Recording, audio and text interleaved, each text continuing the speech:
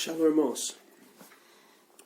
Faz tempo que eu tenho vontade de meditar nessa passagem aqui da Bíblia, que está escrita em Gênesis capítulo 46, que fala que quando José chama o povo dele para vir para o Egito, e ele então vem para o Egito.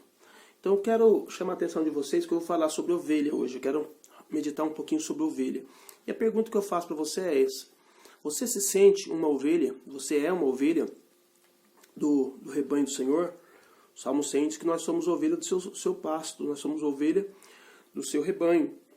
E como é que tem sido a sua vida diante do Senhor? Tá? Então aqui em Gênesis 46, fala que eles estão descendo para o Egito. E no meio do caminho, o José encontra com o pai dele. Tem até um título que diz assim, olha, o encontro de José com seu pai. E no versículo 28 do capítulo 46, começa então a falar sobre este encontro, entendeu? E aí então José diz assim, olha, depois disso, versículo 31, depois disse José a seus irmãos e à casa de seu pai, eu subirei e anunciarei a Faraó e lhe direi, meus irmãos e a casa de meu pai que estavam na terra de Canaã vieram a mim. E os varões são pastores de ovelha, porque são homens de gado, e trouxeram consigo as suas ovelhas, suas vacas e tudo que têm. Aí no versículo 33 ele diz assim, olha, quando, pois, acontecer que Faraó vos chamar e disser qual é o vosso negócio, então direis, teus servos foram homens de gado desde a nossa mocidade até agora, tanto nós como os nossos pais, para que habiteis na terra de Gósen, porque todo pastor de ovelha é abominação para os egípcios. Então presta bem atenção, o povo de Israel vinha vindo para a terra, estava saindo de Canaã e estava vindo para o Egito, porque a chamado de José, para poder habitar na terra de Gósen, ser alimentado ali. E ele encontra com o pai dele no meio do caminho e ele fala, quando o faraó perguntar qual é o ofício de vocês, vocês não digam que vocês são pastores de ovelhas. Vocês digam que vocês pastoreiam gado. Tá? Porque os egípcios eles odeiam pastores de ovelha. Tá? Eles acham que é uma abominação. É misturado até com a cultura religiosa deles e eles entendem que é uma prática errada, ruim, ser pastor de ovelha, tá ok? Só que aí, continua a história. Aí eles vão, né? Aí Faraó chega, aí o Jacó chega lá na terra, nesse inteirinho ele chega na terra, e, por incrível que pareça, a mesma pergunta que José disse que ele poderia fazer, ele faz. Ele chega, olha só, no capítulo 47... então veio José e anunciou a Faraó, e disse, meu pai, meus irmãos, e as suas ovelhas e as suas vacas, com tudo que têm, chegaram da terra de Canaã. E eles que estão na terra de Gósen. Entenda que eles tinham ovelha, falaram que tinham ovelha. O problema não é ter a ovelha, o problema era ser o pastor das ovelhas. Tá? E tomou a parte de seus irmãos, saber 5 varões, depois diante de Faraó. Então disse Faraó a seus irmãos, versículo 3, qual é o vosso ofício? Qual é o vosso negócio? E eles disseram a Faraó, teus servos são pastores de ovelhas, tanto nós como nossos pais. Eles não mentiram.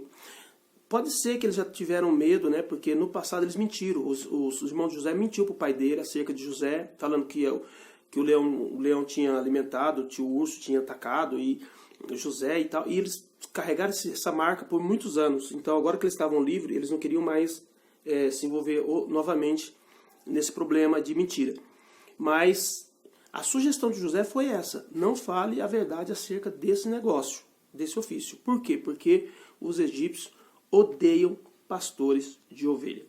Agora, o interessante é, por que Deus escolheu a ovelha para ser o símbolo do crente, do cristão? Isso é muito importante. Você vai ver, aqui tem um estudo aqui na internet que fala assim, que todos os animais eles têm as suas defesas. Todos os animais têm a sua defesa. Porém,